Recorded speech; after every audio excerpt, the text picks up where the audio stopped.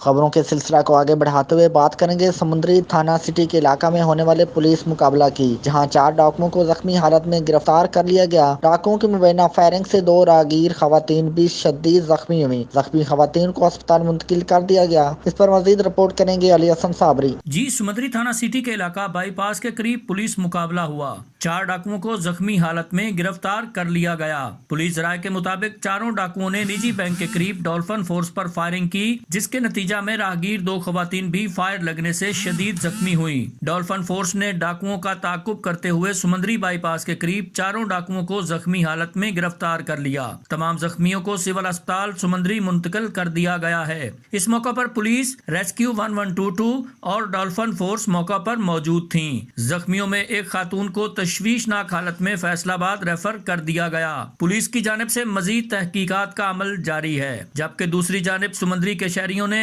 जानो माल का तहफ्फुज यकीनी बनाने वाले इदारों के एहलकारों को खिराजे तहसीन पेश करते हुए डॉल्फिन फोर्स जिंदाबाद के नारे भी लगाए। जी।